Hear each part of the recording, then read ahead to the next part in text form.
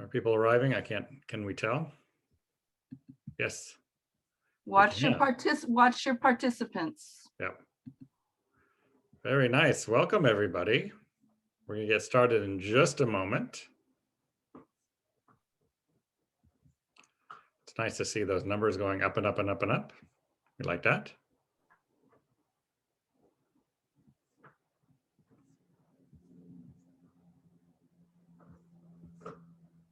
So we will get started in just a moment. Give our, people a moment to find the link and open it. Oops. I have to back up. You hit the.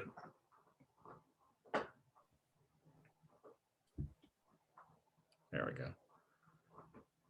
All right. Well, good evening, everyone, and welcome to Golden Gate Audubon's, I don't know how many annuals this is, speaker series.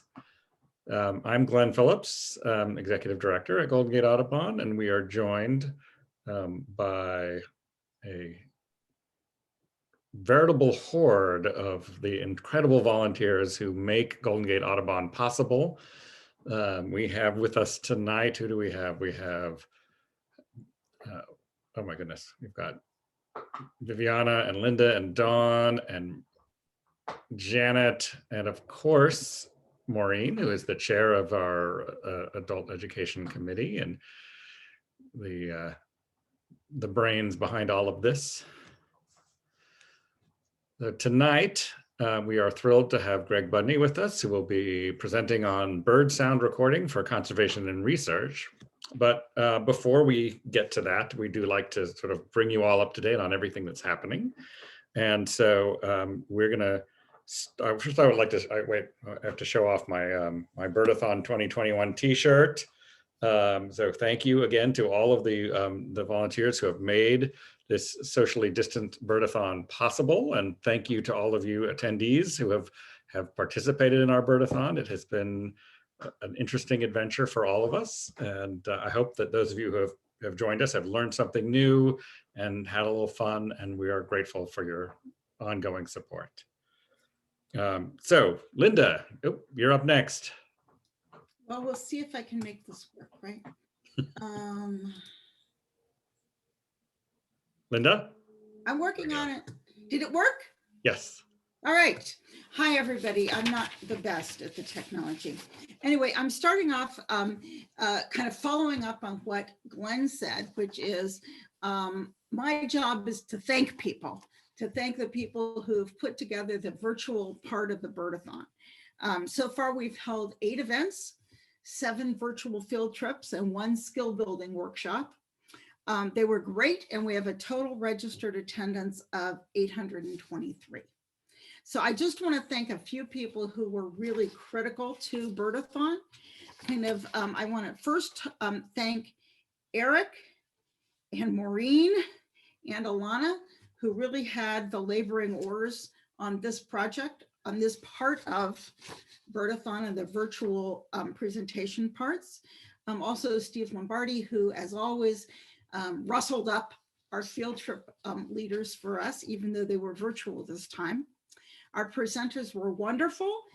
They were Bruce Mast and Eddie Bartley and Noreen Wheaton, Alvaro Jaramillo, Ann Ardillo and George Eade, Steve Lombardi, Oliver James and Adrian Hinkle, rising stars in the presentation world for us. Bob Lewis, Rusty Scalf, and Richard Neidhart, Alex Henry, and Maureen will finish off our presentations. Without them, this couldn't happen. I also want to thank all of the Golden Gate Audubon staff, particularly Catherine Millar, who took the lead in putting together the auction, and Michelle Turner, who runs the office and took a lot of phone calls and did a lot of behind the scenes administration work. So far, we've had a registered total attendance of 823, and we have 2 more events to come, 2 more virtual events to come. And they are Alex Henry on April 21st and The Magic of Mitchell Canyon, which is truly a magical place, with Maureen on April 27th.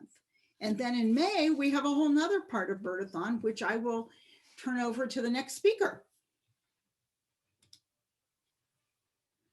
All right, Viviana, can you fill us all in on Christmas bird count in May?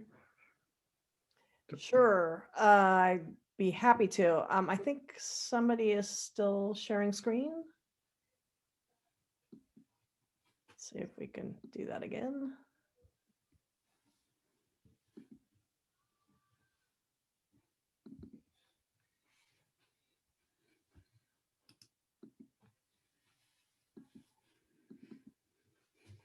If it doesn't come up in a moment, I will do it.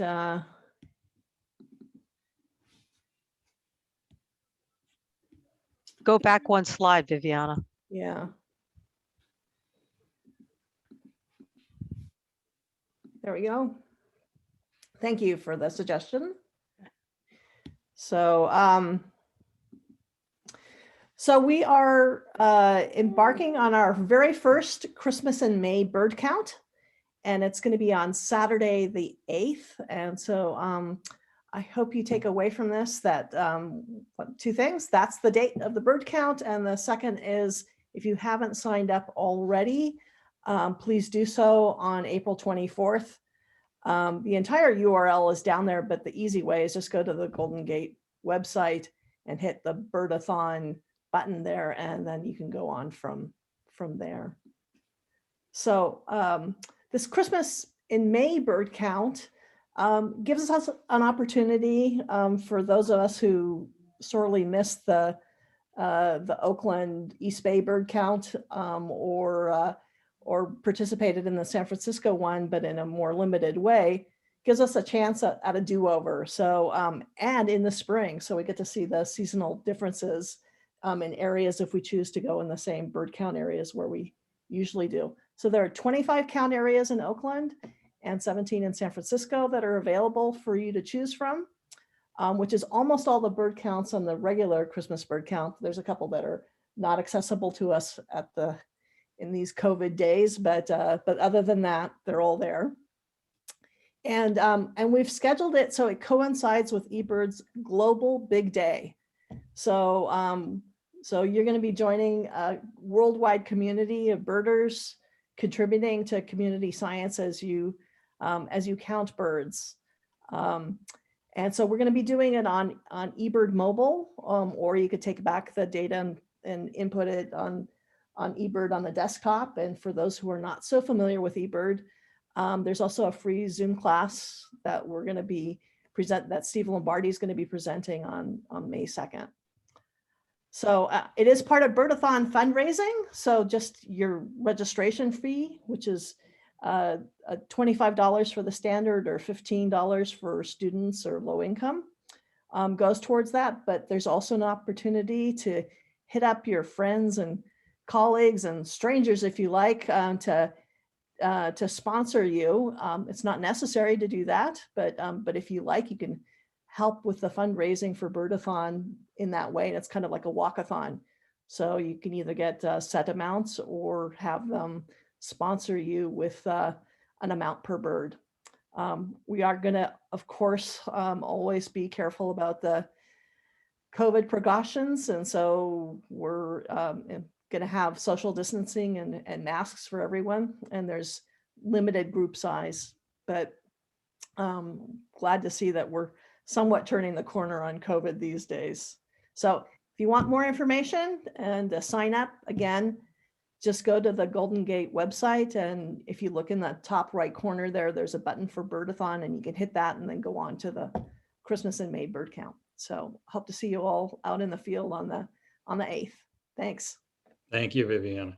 I posted the link in the chat. So if you have, if you could just click on that and then you'll have it right up on your screen. Maureen, you're going to fill us in on the Birdathon auction?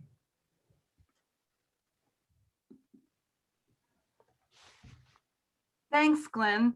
All of the presenters have been working with these wonderful slides that Alana prepared for us, our communications director, and we've all been trying to figure out what the heck the ostriches are doing. But there is an online auction, and it doesn't begin until May 1st. It's open for about 3 weeks. So please go to the website to bid on outdoor adventures, vacation rentals, nature art. Spend some quality time when we're out of COVID supporting Golden Gate Audubon. There's some great stuff in that auction, and so please, bid early, bid often. We'd like to see that nobody's getting any deals. This is not for deals. This is to support bird conservation in the Bay Area, not for getting a deal. All right, remember that. All right, Dawn, you're gonna just give us a quick update on some of the travel options that are coming up these days. It's amazing new stuff. Well, I'll try to be quick, but I want to start by saying that the travel desk has a new coordinator. Chris Hines joins us with a wealth of experience in international birding travel. So she's a great addition to the team. And Chris, we're thrilled to have you. So last month, oh, my screen froze. Oh, there we go. Last month, I presented the entire 2022 program. This month, I'm only going to go through those that still have openings, because you don't want to hear about things you can't go on anyway, right? So I'm going to start with Oaxaca. Mark Preddy, one of our favorite vendors, has stated on multiple occasions that this is his favorite trip that he does. He is thrilled about some unique and superb lodgings, as he says, on this trip. This one is definitely on my wish list for 2023, but we have openings in the 2022 trip for you. The next one, the heart of Chile, is where I will be in January. We're working with a new vendor. I've been working with them since before the pandemic, and I'm really excited. They live down in Patagonia, and they're very, very thrilled about doing this trip for us. We have 2 spaces left, so come birding with me, please. Then we move past January all the way to May to the spring migration with the Birding Eco Tours, a vendor that has shown in the last couple of years to be a great partner with us. If you've only been to South Texas to see the birds after they arrive flying across the Gulf of Mexico, you've only seen half the migration. You need to get up to Ohio to see after they've flown across the center of the country and they get to Lake Erie and say, oh my gosh, not again. And you can do that with Birding Eco Tours in May. The next trip, Audubon in Kentucky, is probably our very favorite vendors, Eddie and Noreen with Nature Trip, and they're doing something very different this time. It's going to have a lot of birding, but they're also going to spend time at John Audubon's park to learn about the history and his art there. There's going to be some bourbon tasting and some Appalachia along the way. This might be a really good trip if you have that partner who isn't super, super crazy about birding. This might be a great trip for the 2 of you. Okay. The next is Southeast Arizona, Mark Preddy's home state. Always a winner. We always sell out on this one really quickly. This one was canceled in 2020, so we offered it to the canceled participants first, and there's only 1 space left on this trip for that single traveler that would like to join it. Uganda has 1 space left to visit the Pearl of Africa in July. This one filled up nicely, so again, for 1 single traveler. Okay. Then Namibia to Botswana, we've done this one twice already, and hopefully all of you have been fortunate enough to see Bob Lewis's speaker series presentation on this trip. And obviously, a lot of you have seen it because there's a lot of demand for it. There's still some openings on it right now, and it's in September. In October, we're doing Madagascar.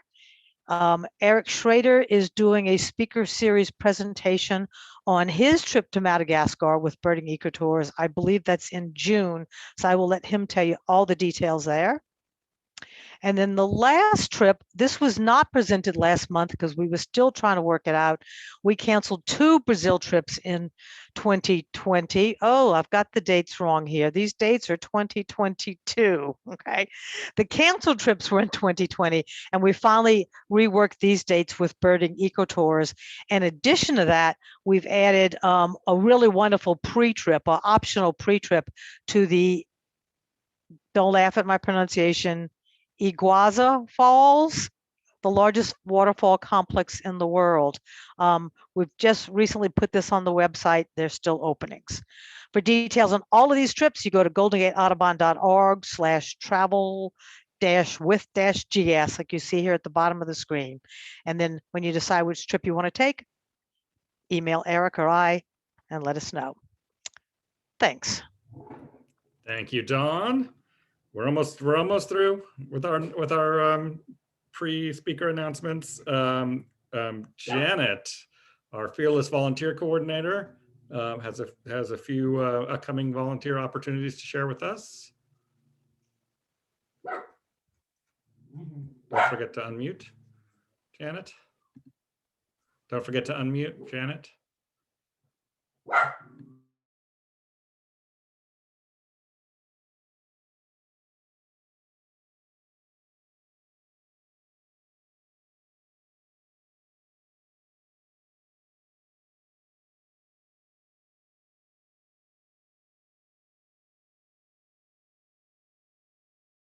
It's possible Janet didn't. Oh, okay. Janet.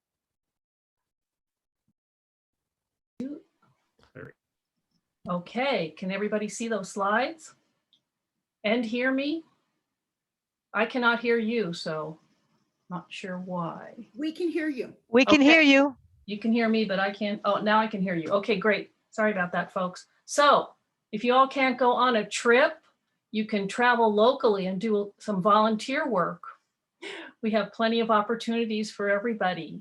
Let me just tell you about a few. We've got habitat restoration events in the East Bay and San Francisco.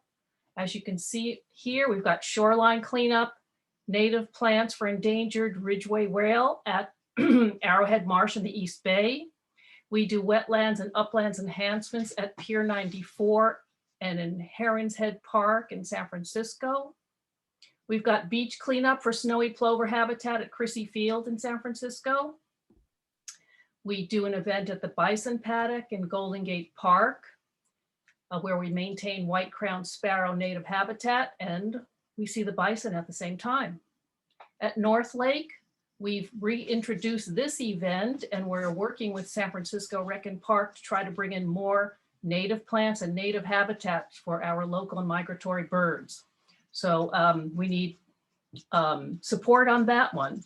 We have a lot of people. Actually, we're already closed and full for the April 24th event, but we'll be doing it again in May. We do all these events every month. And then as well, currently closed, but hoping to start again, we do habitat restoration in Yerba Buena and Treasure Islands. So that's a really great event too. Other kinds of events we need volunteers for. We've already talked about our Birdathon fundraiser. Speaker series, if you've got something to share, maybe you'd like to be a speaker. Field trips, join that, become a bird trip leader or help organize. You can become a docent at Lake Merritt, hopefully sometime coming up soon. The Christmas bird count, when it starts up again, maybe this year. Adult education and birding classes, maybe you can teach a class or help out with it. And we have eco education for Title I federally funded elementary schools, where we bring nature to kids, working with teachers, parents, and volunteers, as you can see in the middle shot up here. Let's see. One more thing here. Other ways you can help. You can join the San Francisco or East Bay Conservation Committee. Both of those groups do great work advocating for our birds, looking at development projects and just making sure people are thinking about birds and habitat when we're continuing to develop around the Bay Area. We have advocacy for birds where we attend hearings, write letters, and we even have an annual advocacy day in Sacramento. So several people have gone up to Sacramento in the past. This past year, people had I believe it was a Zoom meeting with legislators, so that worked out. And then also, you can write a blog for our website or do an article for the Gull newsletter. And you can always bring your company or coworkers to a volunteer event. So if you have any questions on that, you can email me, Janet Carpinelli. That's jcarpinelli@goldengateaudubon.org. I'll put that in the chat. And as well, just go on to our volunteer page and look around there. And if you have any questions, let me know. Thank you. Thank you so much, Janet. We have one more announcement before we get started with Greg. David Robinson, who's a board member and chair of our Strategic Initiatives Committee. Hello, everybody. Hello from New Jersey, from my childhood home, where I am visiting my mother for the first time in a year and a half. I've seen more cardinals in the space of one day than I've seen probably in the past decade. It's wonderful. So I'm glad to follow Janet because we've got one other volunteer opportunity coming up, and it's a citizen science opportunity. Oh, thank you. Yeah, and some of us have been talking about this opportunity. I was going to make you a little slideshow. I had some computer problems, so all I'm going to do is I'm just going to share the screen of this is Audubon's Climate Watch program, and it's actually really simple. They're following a selection of birds, I think it's about 10 or 12 around the country, to document the impact of climate change on these birds' ranges, to see how they're being affected and adapted. And from the data they collect, they're producing peer-reviewed research. So it's a really great opportunity for Golden Gate Audubon to be one of many organizations taking part. I'll just briefly share my screen. So, and we'll share the link also afterward. So Audubon has a whole bunch of pages devoted to this. And if you have some time and you're interested, you can certainly sort of, explore, but it's actually pretty simple. The territories are broken up to these little squares, and within that square, you commit for at least 1 day between May 15th and June 15th to be documenting the number of the birds of the chosen species that you find in that little square. And there's some particular details, and we'll help you participants with all of that. But May 15th, June 15th is the window, and it really can be done within, even in a morning and afternoon. You could do your entire amount if you wanted. You can take on more if you like. Also, really, people of any level of birding skill can take part. Maureen and Steve and I were talking just, I think, a little earlier today, and Steve's going to create some little video tutorials on the birds that we can choose from. We've got like Western bluebird and 3 of the nuthatches and spotted towhee and lesser goldfinch. And we're going to create some introductory material about the process itself. So you really won't need, it's a little overwhelming when you start making your way through the pages here. But again, the concept is simple. You'll have a single bird, you'll have a square of territory, and you'll just be doing, in a way, almost like a version of Christmas bird count for that species in your square, or if you've ever done a breeding bird survey or something like that, it would be familiar. We do have one special request. We're looking for a coordinator. Each group that participates just has one person volunteering to take on a little bit more of the responsibility of helping to recruit, helping to orient people, and then make sure their data actually gets submitted. So if anyone is up for that, you can contact me. I will put my email in the chat. And just think about this, May 15th to June 15th, a great opportunity for citizen science. And I will Thank you so much, David. unshare. Well, our last, this is it. So I hope you had a chance to visit the refreshment stand, and you've got your popcorn ready. You've got your headphones ready so you can really listen in. Maureen, please do us a favor of introducing our guest speaker tonight. As I invite Greg Budney to share his screen and get ready, we have one more Zoom adventure for you. We have an advisory poll that we're going to keep open for about a minute to give us your preliminary thoughts about the format or formats when we get to 2022. And this is an anonymous poll. We want to begin in a couple of different ways just to find out what people are thinking. It's going to be Zoom pretty much through November, but we may open up some possibilities. So I'm going to leave this open for about 15 seconds more and invite Greg to start his screen share. And I won't talk about Greg until we get the poll done. So I'm going to end the poll in about 10 seconds. And we will be doing this a couple times.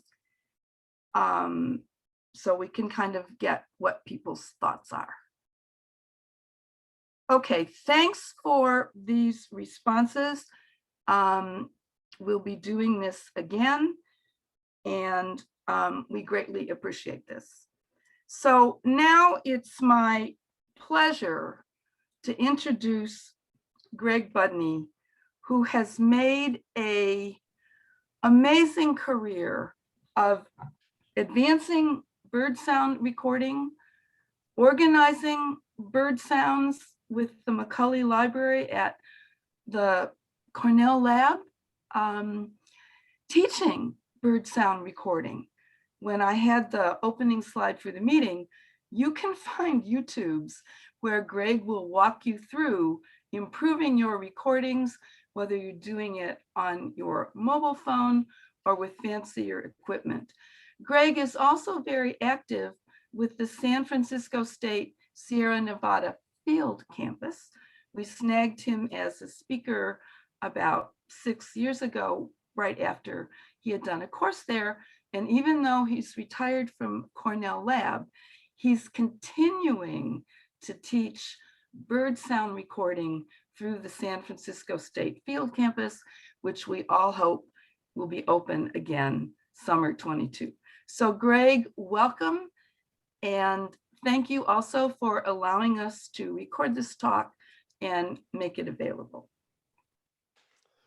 Thanks for that introduction, Maureen. That was very kind of you. It's true. It was about 6 years ago. Eddie and Noreen wrestled me to my knees, I think, to give a presentation. And it's been a great pleasure interacting with a number of people from Golden Gate over the years.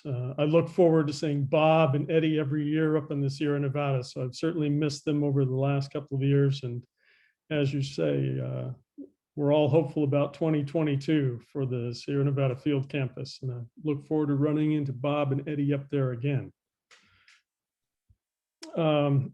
So what I'd like to talk about this evening is obviously discuss how sound recording and audio is used for conservation and research. And in that vein, I'm going to touch on the development of portable recording systems, how those are used for tropical bird conservation, autonomous recorders that are used for detection and monitoring, and automated playback systems that are used frequently for reintroduction of species to former breeding sites or to establish new breeding colonies. And in that process, I'll talk about a number of the individuals that have played seminal roles in these sorts of approaches or endeavors. But before we go there, why isn't my screen advancing? I want to talk briefly about sound and what it is. This graphic illustration gives one a sense of how sound propagates through the air and through water. It's very much as though when a sound is created, you've dropped a pebble in the surface of a smooth body of water, and you can see the compression of water molecules and then the rarefaction or the less dense areas expand out from the point of disturbance. And the molecules don't actually move. They're not moving 6 inches or 6 feet. The molecules are just transferring the disturbance from one molecule to the adjacent molecule, and it radiates out from that center point of disturbance. So that's basically what's going on with sound. So this illustration here shows you the compression following the immediate disturbance, and then the rarefaction that occurs after the compression. So you can think of this as the crest of a wave and then the valley that follows. So what we're really talking about here is a planet, a unique, as far as we know, uniquely a singing planet.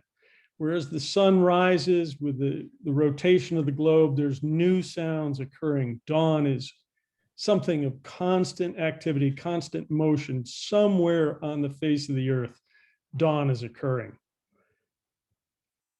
And imagine a world where sound is the modality that you use to advertise for a mate, assess fitness of a potential mate or a rival. It's how you defend your territory, how you recognize your neighbors, and are they where they belong? Are they in the right location, or is someone trying to carve out a piece of your territory?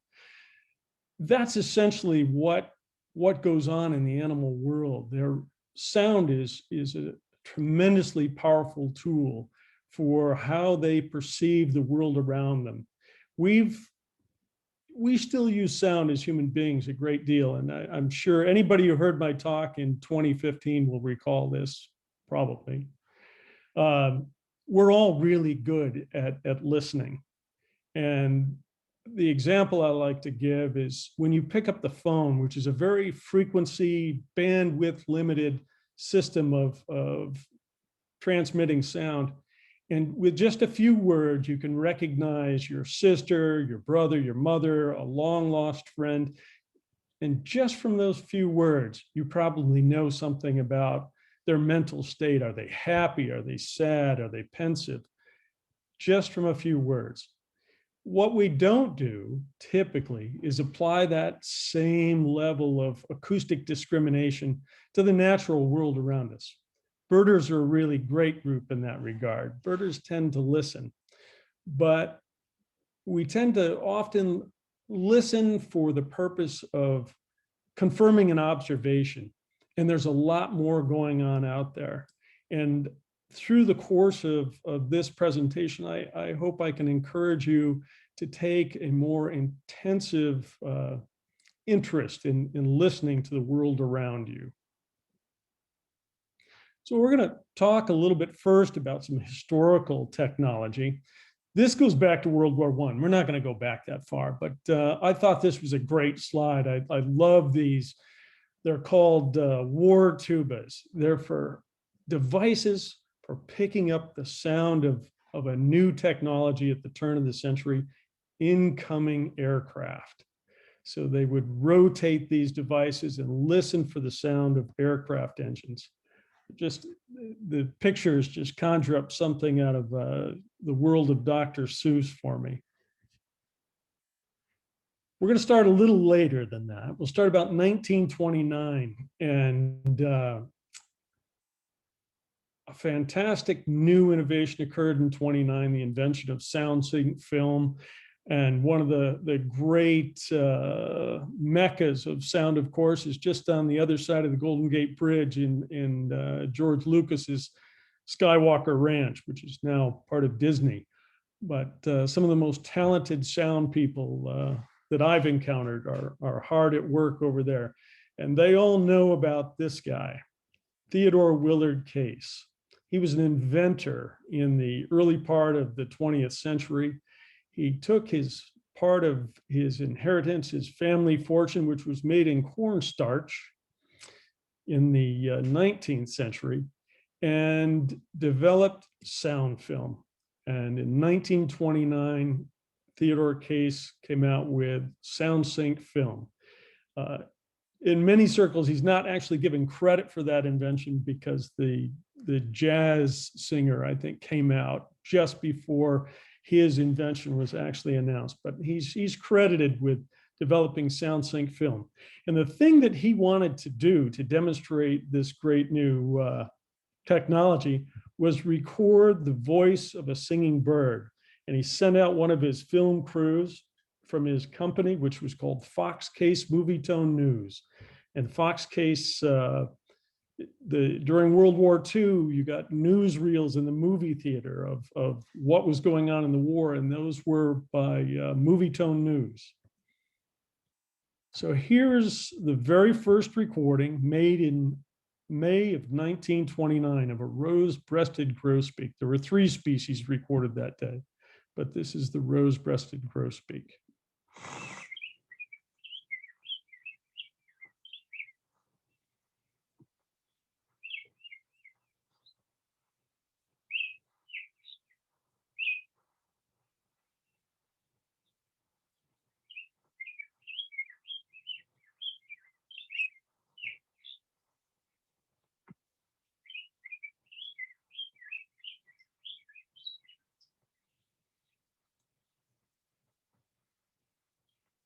So that's a really remarkable recording given the state of technology in the day.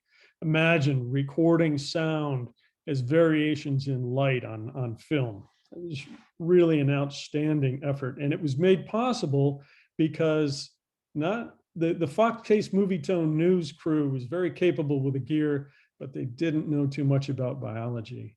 So they got one of the leading ornithologists of the day, Arthur Allen, who was the founder of the Lab of Ornithology, to go out into the field with him. And he showed them the song perch for a song sparrow, rose-breasted grosbeak, and a house wren. And they were successful in that effort. World War II presented another major advance in technology.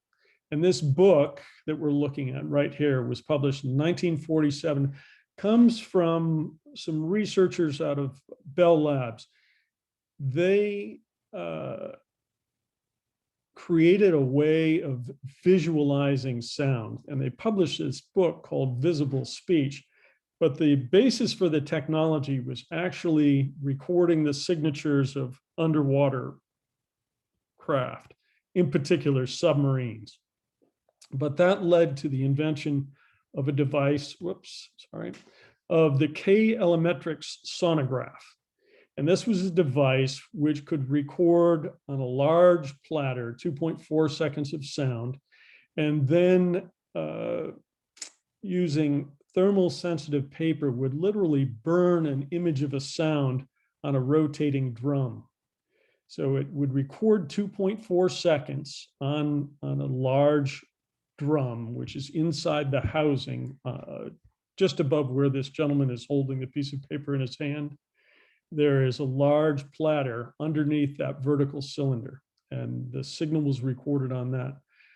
And this was the first time that people could actually look at images of sound and have a precise manner of quantifying time and frequency.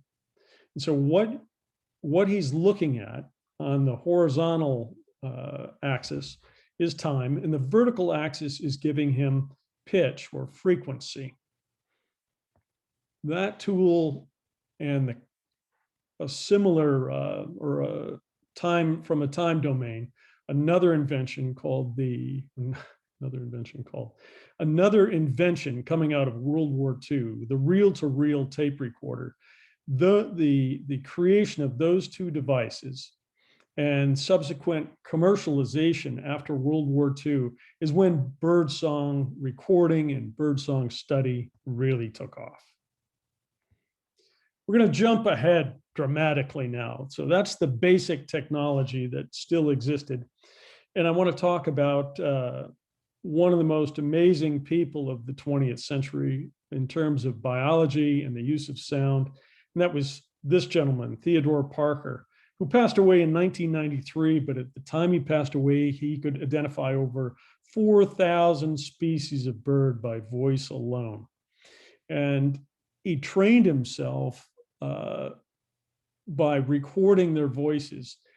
Ted was an expert in the neotropics. And at the time he was working there, in the 1980s to the 1990s, there were no audio guides. Ted had to go out and record everything. And that act of recording and seeing the birds sing crystallized the sound in his mind. And then he subsequently would come back from South America to his home in Baton Rouge, Louisiana, where he was a research associate at LSU. And he would listen to those recordings over and over and over again, memorizing the sound. He said that he spent more hours listening to tape recordings than anyone he ever knew. And he had some really great birding friends who all thought, it was miraculous how he knew all these sounds. But Ted made the case that he really worked hard at it. He listened intently. And he did work hard at it. And over the course of his time in the field, about 20 years, he recorded over 10,000 recordings, 1,611 species. Most of those were neotropical birds, and many had never been recorded before. And what he was doing was building the first comprehensive archive of neotropical bird sounds.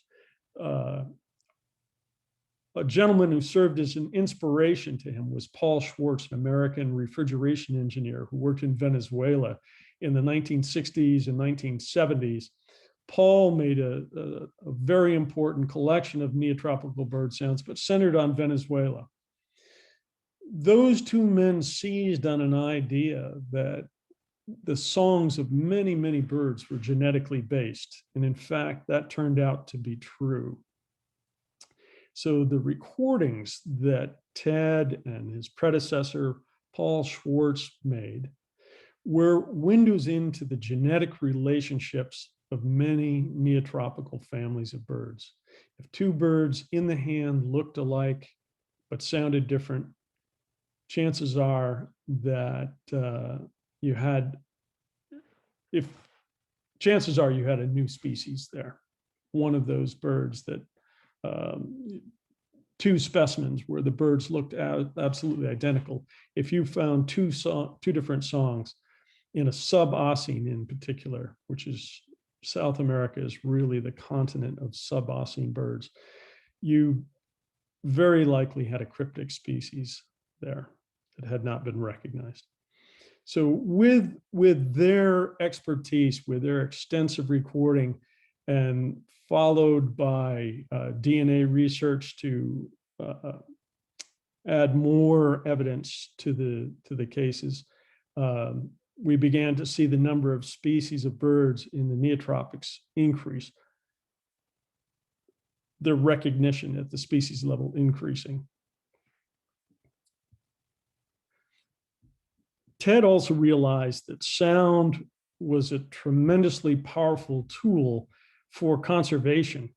And his basic premise was you can hear much further than you can see. And that's certainly true in a tropical forest. It's true here in temperate latitudes, whether you're in a forest or out in a vast grassy plain. Your range of detection is much further through sound than it is visually. And Ted recognized that to be especially true in neotropical forests. His philosophy was, if you didn't know sound in the neotropics, you were blind. So that was another impetus for him for studying sound recording so intensively. He met a gentleman by the name of Murray Gelman on a tour of Venezuela. Murray knew that if he wanted to see South American birds, Ted was the man to go with. He would find species that others could not find as reliably. Ted always had a long list. Murray Gelman happened to be a Nobel laureate in physics, and he was also a member of the MacArthur Foundation board. And the two gentlemen struck up a friendship immediately and had a long conversation over a campfire in Venezuela. And in the course of that conversation, they hatched an idea, and that was the rapid assessment program. And Murray went back and posed the idea to some of his contacts, and that subsequently resulted in a job offer to Ted from Conservation International, which began the rapid assessment program. And that concept has been adopted by many organizations around the globe. It basically recognizes the fact that development is occurring at a pace that outstrips our ability to preserve places. And there's a finite amount of time left to gather data. It's not always possible to gather intensive amounts of data to make a determination whether you're going to preserve a place or not. The pace of development of land is occurring much faster than that. So Ted and Murray and others involved in the development of RAP came up with the idea of assembling a crack team of biologists, botanists, mammalogists, and ornithologists, and looking at hotspots around the globe and looking at satellite maps, determining which areas most likely harbor the greatest biodiversity, and then dropping this crack team of field people into the area to ground truth, areas that had been selected on the basis of looking at satellite maps and making a determination about which areas seem to have the most diverse habitat types. The RAP team would, in a 2-week period, do a very fast but intensive inventory. And then those data were compiled into reports that were then turned over to governments and put in the hands of people who would actually take political action and preserve places using what Conservation International and members of RAP knew to be fairly solid data. Certainly nothing as extensive as a 20-year study, but that timeline didn't exist for many of these places. That particular program resulted in the establishment of many parks around the globe. And it's to Murray Gelman's credit to recognize the significance of Ted Parker and his skill, that this young man who barely got through 4 years of undergraduate school, but was brilliant and had great insights into tropical avifauna and evolution in the tropics. Murray went out and found the resources to give Ted the opportunity and the voice to help preserve important areas of biodiversity in the New World tropics and elsewhere. The RAP program has since gone on and carried out work around the globe, and other organizations using that very similar approach are doing much the same now. So now I'd like to jump into a very important related topic, and that's technology transfer. We talked a little bit about recording technology and Theodore Willard Case and his development of soundscape film. We're now at the point where tape recorders are commonplace.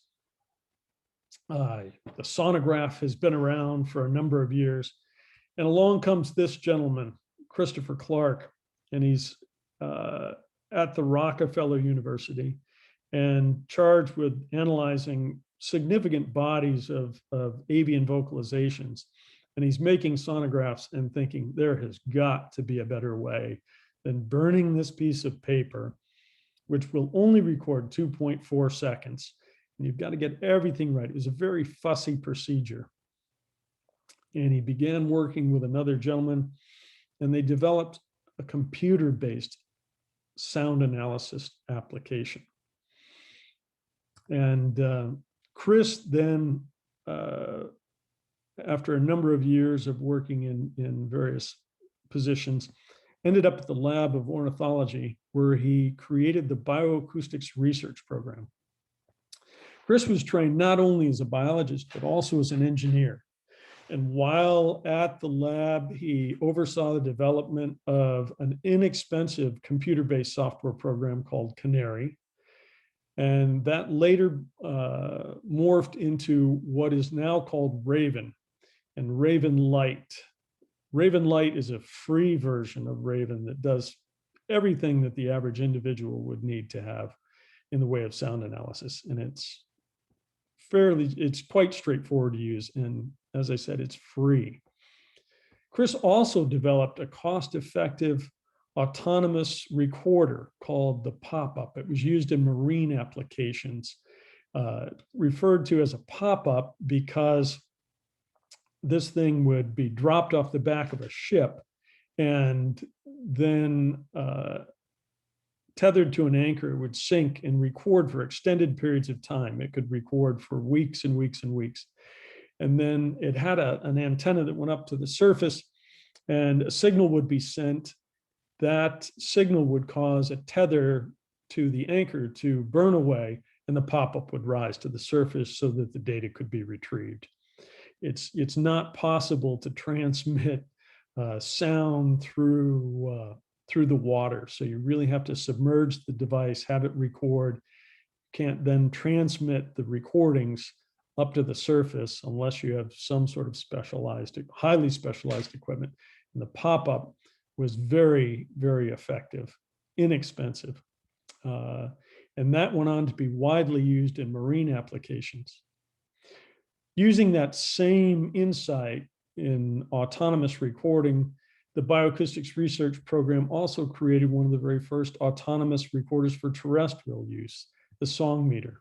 And we'll get into autonomous recorders a bit more, but I just wanted to mention this technology because the next step for Chris, here are a couple of examples of current autonomous recording units. But I wanted to mention for Chris, data gathering was only part of it. He wanted to see action come out of his efforts, just the way Ted Parker knew that it wasn't enough to just know bird sounds, that you had to get that information in the hands of people who are going to make decisions about preservation. Chris Clark had very much the same approach when it came to marine life. So again, these are ARUs. We'll talk a little bit more about them, but right now there are a couple of very small devices that anyone can really get a hold of. And it's quite amazing what you can do with these. They'll record for up to a month at a time. They're programmable. You can set them to record a couple of hours around dawn or dusk and leave them unattended for a month or more, limited really only by the battery life. So what we're looking at right here is the application of the technology that Chris Clark developed. This is Glacier Bay. On the left, you see detections of humpback whales. On the right, what you're seeing is a ship entering Glacier Bay and its impact on the acoustic environment and the marine life there. We're seeing 2 lights, 3 lights now dramatically, quickly moving southward. Those are vocalizing whales reacting to the presence of one tourist vessel that's entered the Glacier Bay area. So lest there be any doubt about the impact of commercial traffic on marine mammals, it absolutely exists, which is not to say that they can't coexist, but this is a tremendously powerful tool for the use of pop-ups and acoustic listening devices for detecting the impact of human or anthropogenic activity on wildlife. Again, here comes the vessel And you can see the whales reacting acoustically and physically moving.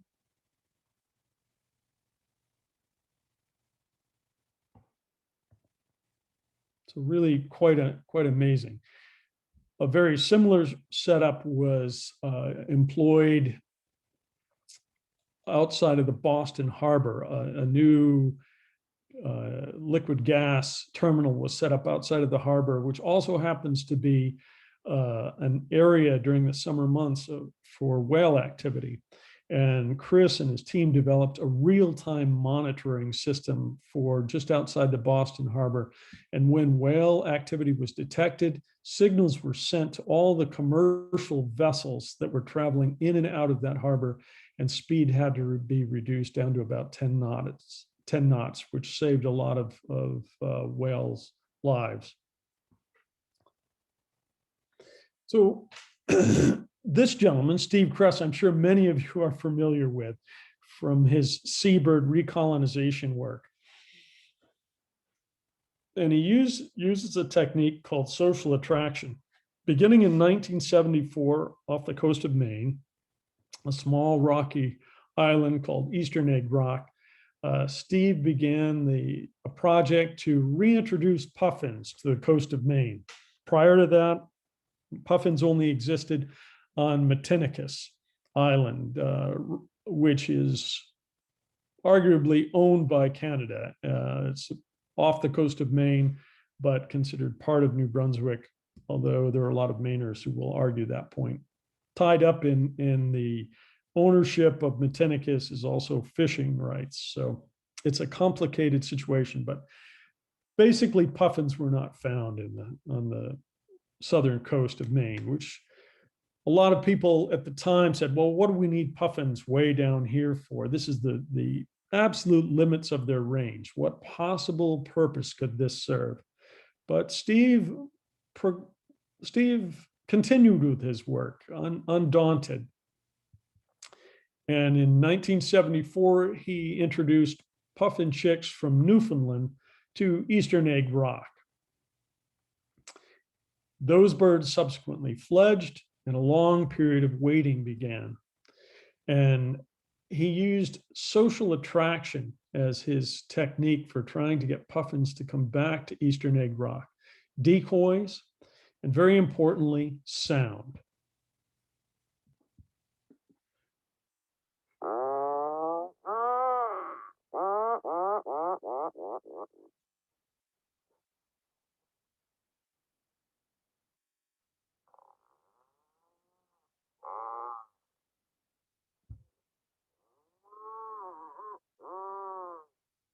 So Steve put decoys out and playback the sounds of a calm but active nesting colony to serve as an attractant to prospecting puffins and hopefully returning puffins. This is one of his longtime collaborators, Sue Schubel, and Sue was an expert at making decoys, but gained expertise also in developing playback systems. The 4th of July, 1981, remember he released birds in 74. He finally saw the return of puffins to Eastern Egg Rock. Well, even with that success, there were detractors. What possible function does this really serve? You've got a handful of birds this far down on the Maine coast, the absolute limits of the bird's range. Well, what Steve was really working on was a system to bring back nesting seabirds around the globe. When you think about habitat types, island species are some of the most threatened in the world. They have no place else to go, right? This is one of the issues with Hawaiian species and global climate change. Mosquitoes were introduced, global temperatures rise, mosquitoes can move further up on in elevation on the Hawaiian Islands, and that's having an impact with disease and causing problems with a lot of the land species. Well, if you're an island nesting bird, you encounter the same sorts of problems and others. Seafarers for several centuries would drop pigs and goats off, introduce rats to islands in the course of their travels around the globe. And ground-dwelling seabirds are particularly vulnerable to rats and pigs. And the Galapagos petrel was one of those birds. And in the 1990s, the Cruzes, two researchers from Ecuador, invited Steve down to try and use some of the same techniques that he had used for Atlantic puffin on the Galapagos petrel. I'll play a recording here for you.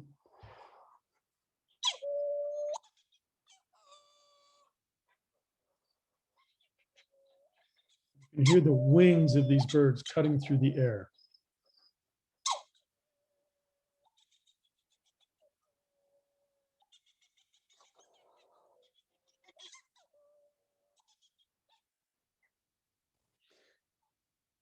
So Galapagos petrel nests in rocky outcrops, the rims of volcanoes, and some of the tallest peaks in the islands.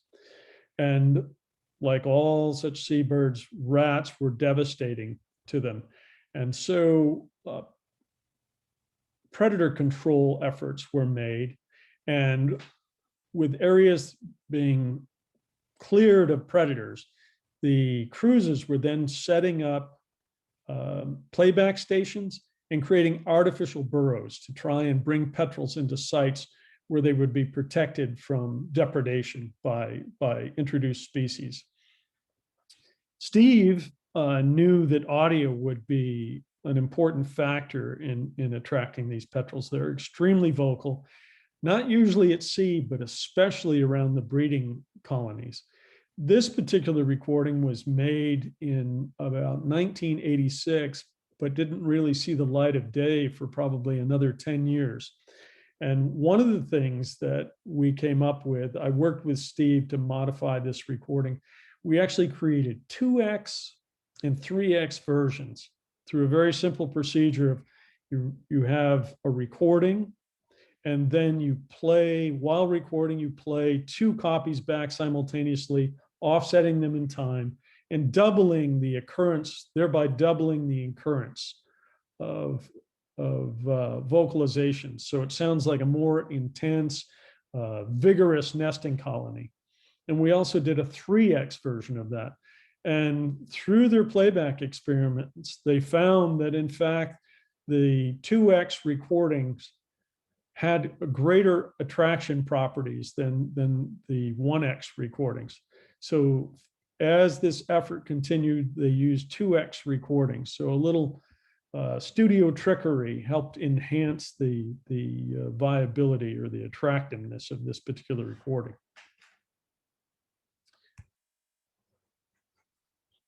Following on that work, another species that was very critically endangered, the Bermuda petrel, similar efforts were tried.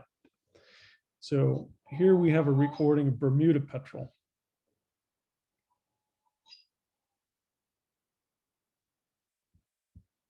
Play that one more time.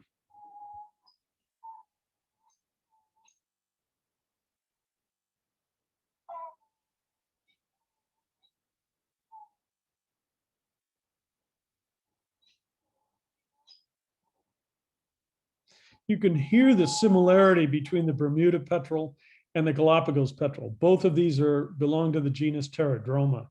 And clearly there's a genetic basis for the type of sound that they make. I apologize for the lower fidelity of this Bermuda petrel recording. I was not able to get there are better fidelity examples out there, and those were used in playback efforts here in Bermuda. This is a photograph from, as you can see, November 19th, the year 2003, Green Island, which is where Bermuda petrels were coming in prior to the breeding season and vocalizing. It was pretty much an academic exercise. They were checking the place out. They don't actually breed there until February, but they do come in for a short period of time to prospect breeding sites. This is Mark Reeves. He was the assistant curator of the Macaulay Library, and we sent, working with the Bermudans, in particular, a gentleman by the name of Jeremy Medeiros. We got Mark down to Bermuda, and Jeremy took him out to Green Island, where he spent about 5 days recording Bermuda petrel under some challenging conditions, some pretty good wind and surf conditions. The big problem that Bermuda petrel faced, of course, rodents had been an issue, but the islands had been cleared of predators, but sea conditions, rising sea level, and damage to historical burrows by sea surf really threatened their breeding. So above Mark, you see these concrete, what look like tiny little concrete bunkers, and those are artificial burrows well above the water line and well above the possibility of surf damage. So what Mark did was make recordings of the prospecting birds. And then in January of 2004, just a matter of months later, Steve Kress's cohort, Sue Schubel, who you saw a photograph of, put out a solar-powered playback system, playing the very recordings that Mark Reeves had made. And they successfully attracted Bermuda petrels, otherwise known as cahau, into these artificial nest burrows. And that's been a very effective strategy for saving one of the most endangered seabirds from extinction. The same technology, these automated playback systems, have been used with other species, in particular terrestrial species. This is Atwater's prairie chicken, a race of the greater prairie chicken. There used to be millions of Atwater's prairie chickens along the Louisiana, Texas Gulf Coast. This really ought to be Texas's state bird. But their numbers were dramatically reduced due primarily to development along the coastal plains of Texas and Louisiana. The very last lek in around 2004 only had 7 displaying males on it. And I was able to go there with a cinematographer, Tim Barksdale, and we recorded and filmed Atwater's prairie chicken in surround sound. This is not a surround sound recording. Unfortunately, the Macaulay Library has not gotten around to archiving those surround recordings. So I have a lo-fi Atwater's prairie chicken recording for you, but just so you can hear the basic sound.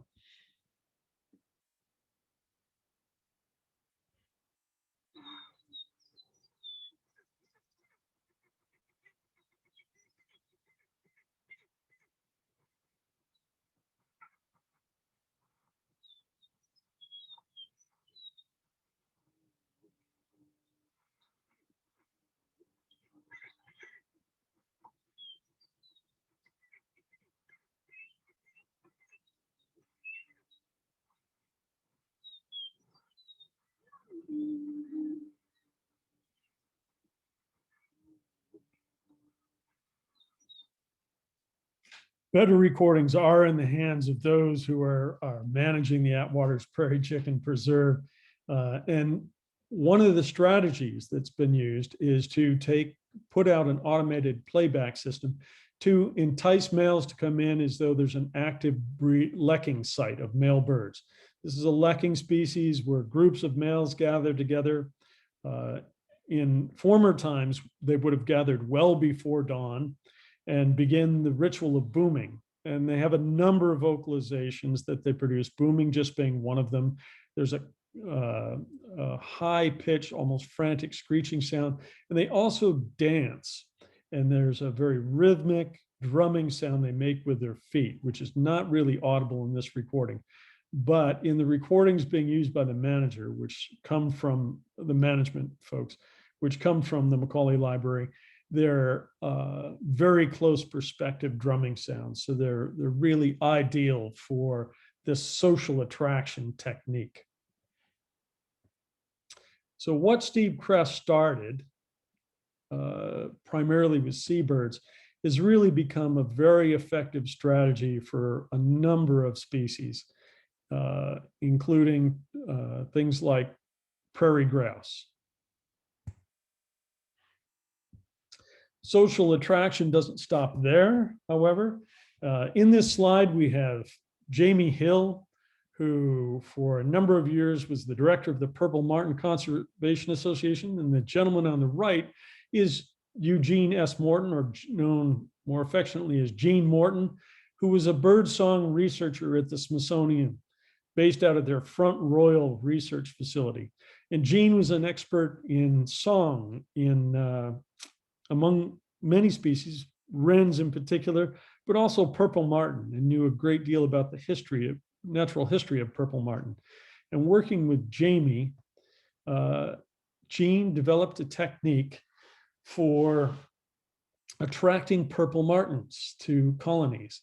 The behavior of purple martin is such that any one colony usually only has one adult male, or there's and the singing by that, well, let me step back. The adult males arrive first in the northward migration in the spring of purple martins. They set up territory at a suitable nest colony site, and they begin to sing, especially in the pre-dawn hours. Subadult males that are migrating northward are attracted down to that colony, and by attracted down to colonies by the song of an adult male. Well, there aren't always enough adult males to go around, certainly not for purple martin fanciers, who will go to all lengths to attract an adult male, or to attract martins to their colony. Here's the song. By the way, this gourd that you're seeing is a natural gourd that, according to Gene Morton, was cultivated by Native Americans specifically for the purpose of attracting purple martins. Probably used as water vessels as well, but they use them as nest cavities for purple martins. They have a propensity for feeding on mosquitoes. So what Gene and Jamie came up with were CDs, the sounds of active purple martin colonies. And these CDs contain a booklet with natural history information. There's a map inside which tells you approximately when purple martins will be migrating at your particular latitude. And if you put out a playback device and point your speakers skyward in the pre-dawn hours next to your suitable martin colony house or gourds, there's a very good chance that you'll be able to attract a purple martin colony in, if you've got everything physically in place properly. And there are also details of that as well. The very first recording was a purple martin dawn song recording made by Gene Morton that the Macaulay Library turned into a compact disc. And amazingly, one of the best-selling CDs we ever made. Purple martin fanciers are a breed unto their own. That was so successful that we also made a purple martin daytime chatter CD. And I think the purpose of this was really because purple martin fanciers miss their martins during the winter. And to make that CD, I worked with Jamie, and we went to an Amish farm where they were, the family were some serious bird watchers, and they had a great purple martin house, a very quiet setting, and we made a very long multi-channel purple martin recording that we then put to CD. So here is Tom Morgan's purple martin colony in Pennsylvania. And this is Jamie. Just to round out the purple martin story, Jamie, who was the executive director of Purple Martin Conservation Association, developed a plastic martin gourd with a nice louvered, not louvered, but a nice valance over the opening, and also a very easy to open clean out on the side of the gourd, which is not typically found in a natural gourd. And he did so well off this invention that he's now retired and spends a good deal of time recording and videotaping wildlife, both in Erie, Pennsylvania, and down in Florida. So let's go a little onto another topic, go into the deep listening mode. Listening in, and I want to talk about a few of the people who do deep listening. This photograph is a composite of a gentleman by the name of Dick Graber, and then Bill Evans and Andrew Farnsworth. And I'm sure that Evans and Farnsworth may be familiar, at least to some of you. Dick Graber, you might not have heard of. Dick Graber worked for the Illinois Natural History Survey back in the late 1950s. And he and a collaborator, William Corcoran, were some of the first people to record the flight calls of migrating songbirds. Evans and Farnsworth picked up on that work, and they are the contemporaries. So first, we'll talk a little bit about Graber and his work. Graber was familiar with the fact that birds called while they're migrating, and yet they were up there out of sight at night and essentially inaccessible. And he needed to come up with a technique with some reach. So he collaborated with William Corcoran, who was also at the Natural History Survey, I believe. And they developed a very large parabolic microphone and attached it to one of the early reel-to-reel recorders. And Graber was one of the first people to make high fidelity recordings of nocturnal migrants. And the range of this particular system that we're looking at, here's an illustration on the right, really goes up to about 11,400 feet. And at about 8,000 feet, it has a diameter. You have to remember this is a cross section. So three-dimensionally, it's a large sphere. This lobe that we're looking at is actually three-dimensional. It has sort of a submarine-like shape. And at 8,000 feet, it's got an area of about 912 feet by Graber's calculation that it can pick up. So the trick was getting it in the right location, pointed skyward, so that it was clearly in the pathway of migrating songbirds. And he did make some great recordings. For the sake of playback, I'm sure you're all familiar with nocturnal flight calls, which are measured in the hundredths of a second, just little seeps and chips. So I'm not going to go into playing back seeps and chips at great length for you. So here's a nocturnal flight call, just an example. And this happens to be a perch bird. Birds give these calls on the ground as well. And Evans and Farnsworth would argue while we call them flight calls, they are given on the ground and not always at night. And this is an example that they were able to match up, where they matched up a gray cheek thrush recording with a terrestrial vocalization recorded by Arthur Allen and Peter Paul Kellogg, co-founders of the Lab of Ornithology, recorded in 1954. So let's listen to that recording.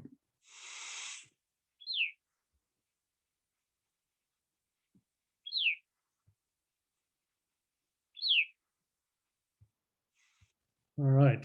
So now Evans and Farnsworth are continuing on with that work, but they're using the modern techniques and tools that we all have, computer-based analysis, which they can actually write detectors that will, out of hours and hours of sound, pull out the nocturnal flight calls.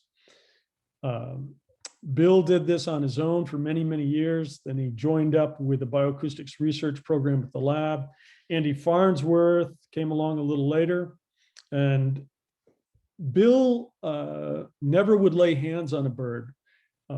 So his capturing of nocturnal flight calls was really challenging. Andy had the insight to work with folks at, I believe it was Powder Mill, Mike O'Brien and Michael Lanzone, and they actually took advantage of birds that were being netted during migration, and they would put them under an observatory, a closed situation, and record the calls. The birds continue to call under a night sky, even an artificial night sky. And so they were able to record nocturnal flight calls at very close perspective and obtain some very high quality, positively identified vocalizations. And that led, so here's, and that insight on Farnsworth's part led to a much faster sorting out of some of the nocturnal flight calls. Evans had done a tremendous amount of work, and he used a flower pot and still uses flower pot microphones, an inexpensive way of getting a mic, and it takes advantage of the flat planar surface at the bottom of the flower pot to slightly amplify the sound. And he gets them up well above the insect areas where insect life is likely in profusion. Around August, the insects really start to sing, certainly back here in the east. And if your mic's on the ground, you're going to get a lot of false detections by your detector software from insect sounds, which have about the same frequency and duration. But if you can use something like Evans flower pot, elevate it above the ground level, then you can get some amplification off the flat surface, the bottom of the pot, and some distance between the microphone that's at the bottom of the flower pot and insect sound of the surrounding habitat. So Farnsworth's work led to this amazing display. This is what he refers to as the Rosetta Stone for warbler flight calls. And it's for all the warbler species. This is a spectrographic analysis, a display of the most typical call type for each warbler. It's just a thing of beauty to look at. And we're not going to scrutinize it here or play back all the vocalizations, but it just goes to show the power of what technology has allowed these men to do, beginning with the work of Graeber and then with Evans and Farnsworth, what they've achieved. And now coupling this sound detection with radar technology, you can look at massive overflights and have a pretty good idea of many of the songbirds that are making up those flocks. So other deep listeners, one is, I'm sure, well known to many of you, this guy, Don Kreutzma. He's putting out an autonomous recorder. Kreutzma believes a minimum of 500 songs are needed to really say something about a bird. He would argue that your typical submission to eBird is pretty short. These are, as another cohort of ours put it, what you have are lots of bits of little bits of data, not big data. Kreutzma wants to know, how does a bird use the song phrases and song types it has at its disposal? And so a minimum of 500 songs. His preference is to record everything that comes out of a bird's mouth. Well, what works better than an autonomous recorder? So in recent years, autonomous recorders have come down dramatically in price to around $250. So he is out there deploying autonomous recorders in very close proximity to the song perches of many species that he's interested in. Most recently, one of the things he worked at was Connecticut warbler. And who knew that Connecticut warblers sing all night? They do. When males arrive on their breeding territory, it's a little known warbler. They will begin singing about 2 hours before midnight. They'll sing through the following morning and into the next afternoon, taking a brief period off in late afternoon to the late evening, and then starting all over again. Connecticut warblers have only one song type. Each male sings but one song. All of this was easily garnered, relatively easily garnered, by using an autonomous recorder. Another species for which long-term recordings, where he made long-term recordings, is this bird right here. This is a poor quality video made with a phone. But there it is, in the Sierra Valley, Marble Hot Springs Road, a place that many of you know.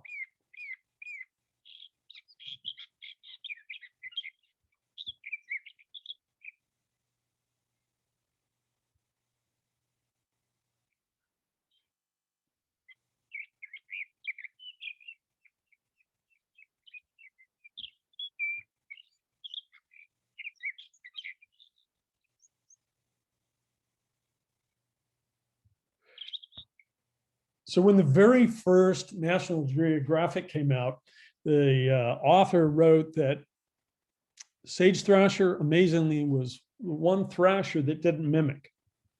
Well, Kreutzma, many of us knew that sage thrashers did mimic, and Don really went to town studying it, making very long recordings. Here's a Sora Winnie. I want you to take a listen to this.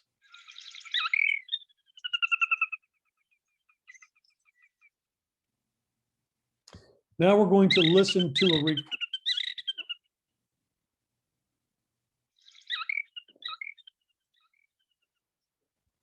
and that's where a Winnie is followed by, sorry, we'll stop there. So now listen to this sage thrasher's version. This is from Marble Hot Springs Road.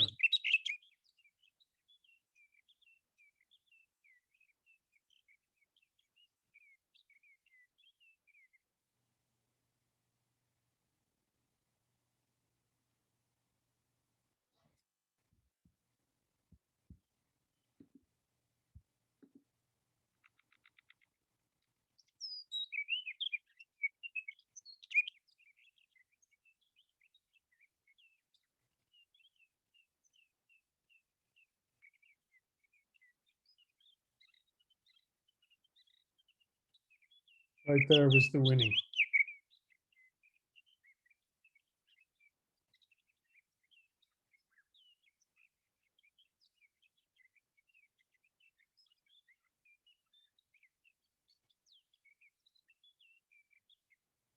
Remarkable singer. So the sage thrasher's song program demands that he chop things up into about a half second. So he's taken that Sora Winnie and he's made it a little faster, made it fit into the way he sings, but it's clearly recognizable as a Winnie call. Rather amazing. And that's just one out of a long stream of sounds that Don got by going out at 2 in the morning and recording from 2 a.m. all the way through dawn. And the sage thrasher was singing constantly throughout that period. Fortunately for us, this isn't just something he does for his own edification. He's, in his retirement, taking it upon himself to share what he knows about birds and bird song with all of us. And no longer really writing scientific journals, but writing science for the layperson. And he's put out a wonderful group of books here. This was his first, The Singing Life of Birds. And in the lower right of the screen, you see Birdsong for the Curious Naturalist. This is his latest book and covers, I think, about 300 species.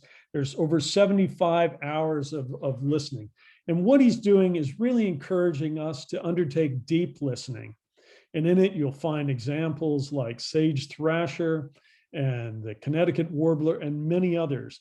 And through making extensive long recordings and looking at the song types that are used, using Raven, and Raven Light is the tool of analysis, as well as his own good ears.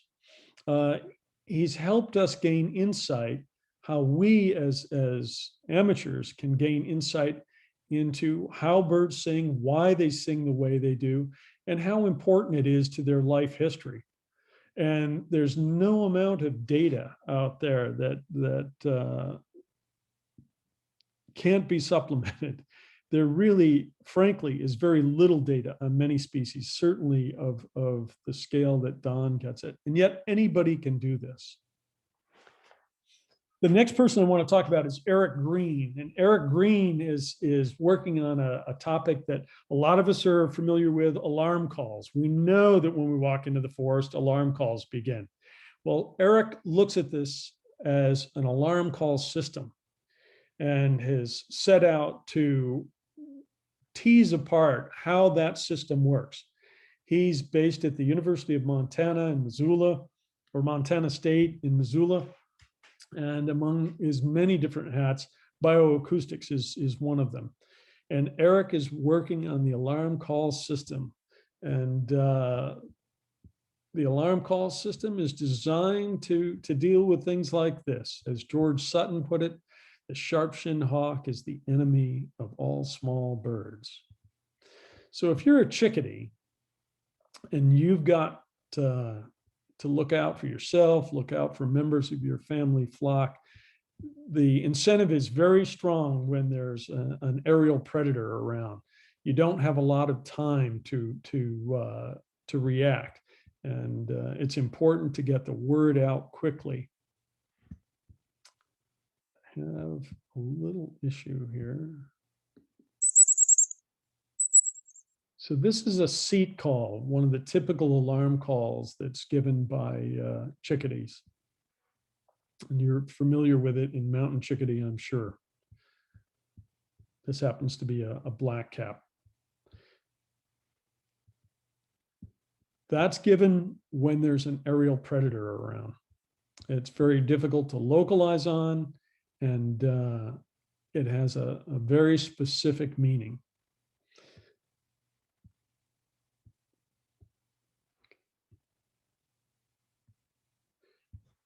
However, if the threat isn't so high, if it's the same raptor but perched, same sharp-shin but perched, they use a different type of call.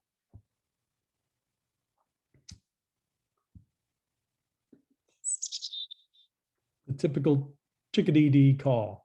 The number of Ds, the number of terminal Ds determines how big of a threat it is.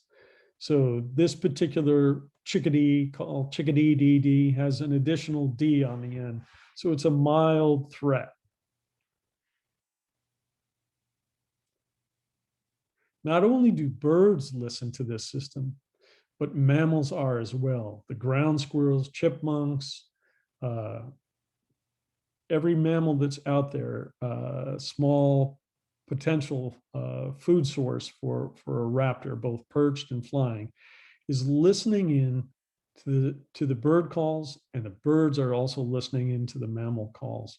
And you can hear this calling propagate from a particular source. It's actually testable. And that's what Eric has done here. He's created the Roboraptor.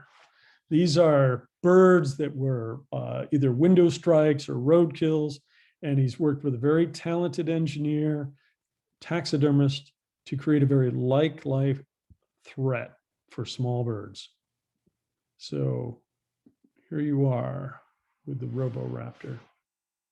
This is a pygmy owl, and it's inside of an artificial tree trunk. They've set up microphones, and you're going to see the tree trunk get lowered. So these are birds in the area behaving naturally.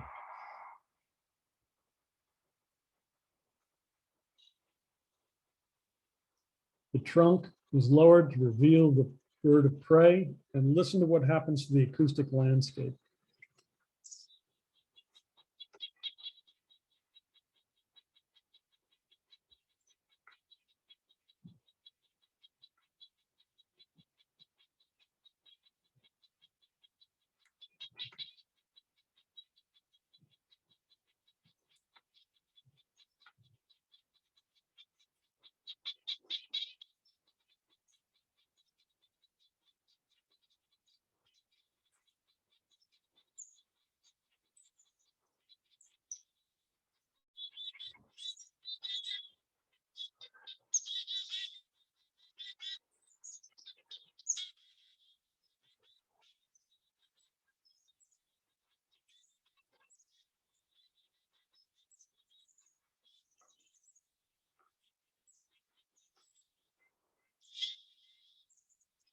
think we get the idea. They can lower and obviously raise the tree trunk and make that threat go away. So the birds are fairly smart and know enough to look inside the tree trunk and might then have reinitiated alarm calling. This is something that's happening right now in Northern California.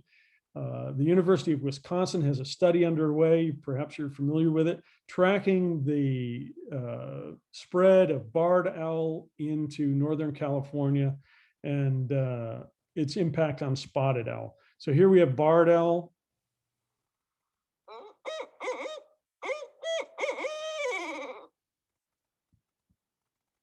A beloved song to those of us who are Easterners. And here's spotted owl.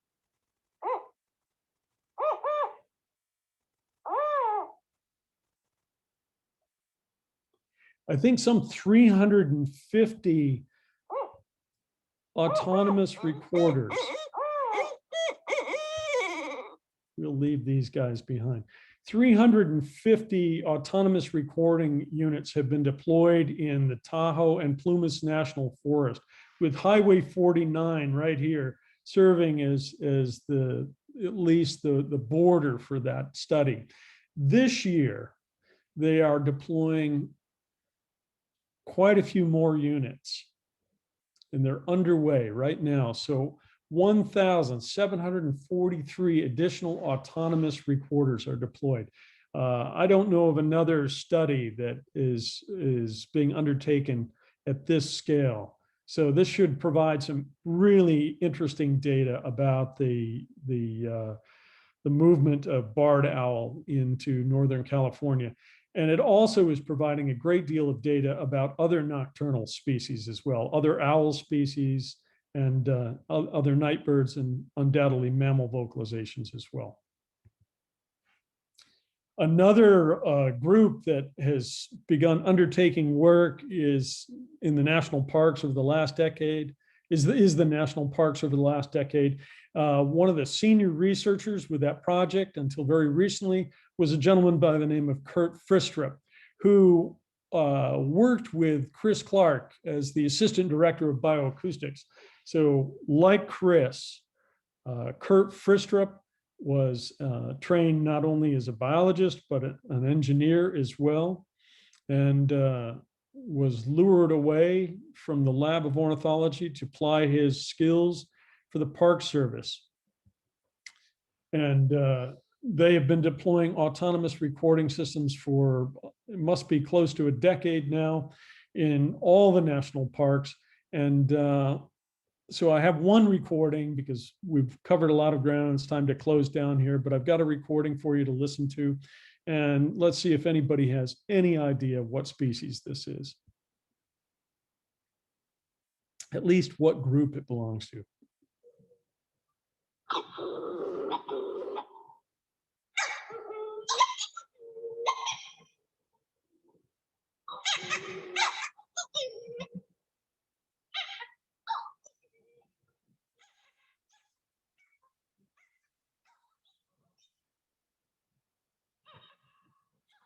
So I'm sure you've all figured it out by now, since the spectrogram's labeled. I believe the proper pronunciation is u'a'u. That is the Hawaiian petrel, another pterodroma, so it should sound very similar to the two pterodromas you've already heard. That recording was made around the rim of the Hakalau crater on the Big Island of Hawaii. And it's one of thousands and thousands of recordings that the Park Service has gathered. And they're not only recording bird sounds, but mammal sounds, anthropogenic sounds. And similar to what we saw with the marine application of acoustic recording to the impact of commercial vessels on marine life, the Park Service is doing very similar work on overflights, snowmobiles, that sort of thing, and what impact it has on the wildlife and also the human experience of being in a national park. Glacier Bay a couple of fellows had another great idea. These were two naturalists in Alaska, and they decided they were going to develop a reference sound library for the park naturalists. Hank Lenfer and Richard Nels Nelson. Richard unfortunately just passed away last November, November 2019 in San Francisco. Nels was an anthropologist, but a great field man, great field naturalist. And these two guys proposed to the Park Service that they would develop a comprehensive sound library to the sounds of Glacier Bay. And they did so. It's quite remarkable what they achieved. I had the pleasure of giving them both some from my perspective, little needed instruction in how to use the equipment that you see in their hands there. Here's one of thousands of recordings they made.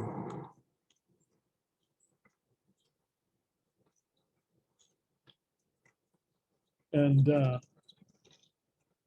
I was faced with identifying this recording. Actually, I misspoke. This was a recording by Eric Green. And thanks to Hank and Nels, when I was faced with the question of what this sound is, and I'll play it again for you, I knew because of the hard work of Hank and Nels. Eric Green of Alarm Call fame thought I'd never get this sound, and I got it immediately thanks to the Glacier Bay Reference Library and having heard it myself in the field. So we'll take a listen, see if anybody can figure this one out.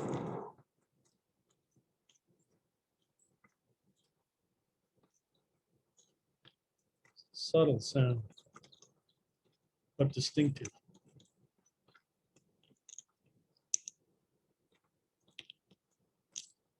All right.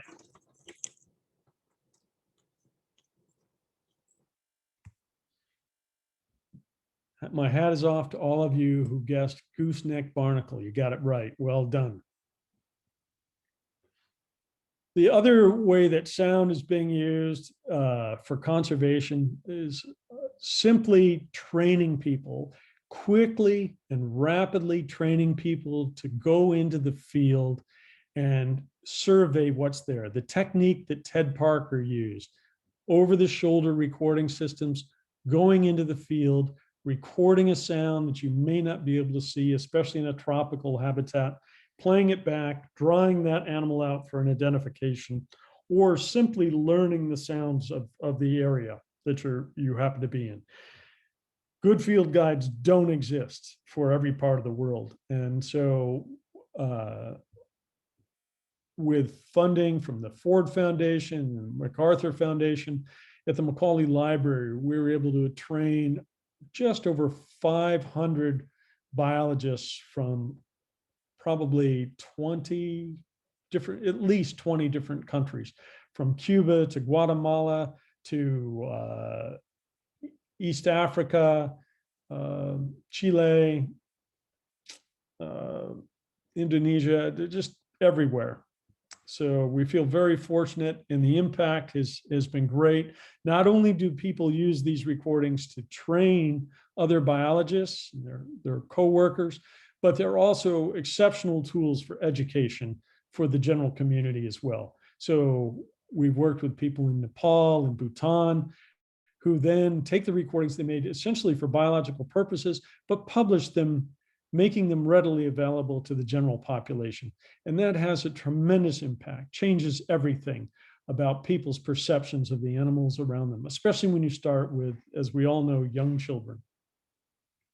So we're wrapping up now, and I just want to say that opportunity awaits all of you. Golden Gate is an amazing group, full of great advocacy. You've got people like Eddie and Noreen, who are out there doing a lot of volunteer work. I heard some great volunteer opportunities. So I encourage you to think about sound and what you could do for that, what you can do with sound recording to create resources, to bring along the next generation of members of Golden Gate. And if you just want to do something purely for selfish needs, go buy an autonomous recorder and record a family group of chestnut-backed chickadees or something else that interests you. Those long recordings that have a vast number of vocalizations, they just don't exist. Most samples are really, really short. And while they're great to have and useful, there's so much more to be learned. We just don't know that much about how and why animals vocalize. So why sit on the sidelines? Go out and get an autonomous recorder. $250, you've got everything you need. A microphone and the recording unit, and you can put it out for a month and not think about it. And then harvest those great recordings and find out what's going on out there. Make the move from observer to active participant. You do it all the time out bird watching, you're going to love it when you pick up a recorder. It'll make your jaw drop. Attend a sound recording workshop. I just lastly want to thank Chris Clark, Eric Green, Jamie Hill, Steve Kress, Don Krudsma for the materials they provided for this presentation. Thanks for your participation. I don't know if we have any time for questions. We have a little bit of time for maybe for one or two questions. There are one question here is from William Hudson, from Bill Hudson. What equipment would you suggest for amateurs to record? And you've obviously mentioned the ARUs. That's a ARUs are just a blast. It's amazing what you can do, especially in a noisy situation. So it depends on your budget. You can spend anywhere from a couple $100 to several $1,000s. A good basic system that you could use for years is going to run you $1,500 to up to $2,000 if you want a parabola. If you want to buy used equipment, you can get things for a lot less, but you've got to be savvy about what you buy. For a recorder, these days I would recommend a Sound Devices Mix Pre 3. It's going to cost you about $600, and they're absolutely fantastic. Most of the recorders that are out there are designed to sit on a desktop and not be worn over the shoulder. So you can't see the meter. You can't see your record level unless the thing's sitting there horizontally. The Sound Devices is designed to hang over your shoulder, and that's worth a lot. And then either a shotgun microphone or a parabola. You can record with your phone. It'll just use up a lot of space. So I'm happy to talk to anybody further about recording equipment. You can email me directly if you want. I'm sure somebody there can give me my email address. There are lots of do-it-yourself. You know, the Bill Evans model is. I have built one of those myself, and I have to say that that I wasn't so successful. So when we moved to I think to a pre-built ARU, that was definitely to be preferred. Yeah, it can be tough to get the right components, get everything together, but nothing like dedicated equipment. It does work really well. There's a great sound effect. Those are my puppies who are not happy that it's garbage night and the garbage is being filled out by the neighbor right now. There were a couple more questions here. But one was, are you doing any workshops on the West Coast? That's about the only place I do workshops. My workshops that I give are usually at the San Francisco State Sierra Nevada Field Campus in June.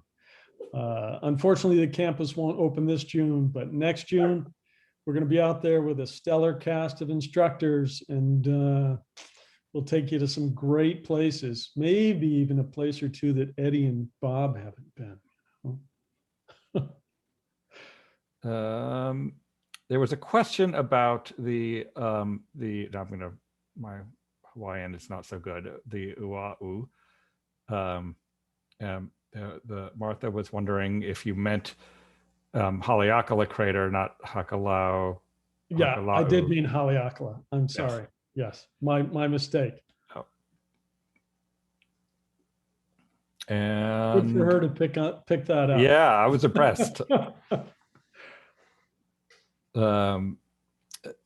Let's see, another question. With the ARUs you've suggested, can you give an example of the lowest frequency that is recorded, say the very lowest part of a prairie chicken booming, for example? Yeah, well, it'll do that. Those ARUs are actually used to record infrasound below the range of human hearing. It was hard to cull some of the slides. They're used in what's called the Elephant Listening Project. And there are hundreds of them that have been deployed in West Africa, tracking the movements of forest elephants. I don't know if you all know this, but there are now 3 species of elephant: forest elephant, savanna elephant, and the Asian elephant. Forest elephants are rarely seen. They're incredibly quiet. They can move through a forest unbelievably quietly, but they vocalize. And the best way to detect their presence, if you don't have one of the local guides, oh gosh, it's escaping me. The tribe rats. Anyway, the guides go out and they look for dung piles, and that's about how you track these things. For years, that was how they were tracked. As soon as they began deploying ARUs, detections all over the place. So they can record very low frequencies. So if you were recording prairie grouse, let's say sage hens, no problem. You'd do really well. You'd get great stuff. And they're very small, so they're unobtrusive. So it's easy to put them in a location and have birds get used to them. You can also easily make a dummy and put it out there for weeks in advance and then swap out the real thing when you record, so that animals don't think twice about the fact there's this box there. Well, thank you all for joining us. We had a nice crowd tonight and some great questions. Thank you, Greg, and to Maureen and all the volunteers who helped make this event possible. We are really grateful for all your hard work. And we hope to, Maureen, what do we know our agenda for next month? Is it? Yes, it's already posted on our website, and I believe Ilana will have a lot of information in the next Eagle, but we are having 2 wonderful local biologists, Zoe Burr and Lydia D'Amico, talking about the birds that breed on Alcatraz Island and the climate impacts that they're learning about. There's an announcement up on our website as well. That's usual 3rd Thursday of the month, which I think puts it on May 20. Excellent. Excellent. Thank you all so much. We're so grateful for your attention and your time, and we look forward to seeing you in person someday soon. And until then, we'll see you on Zoom.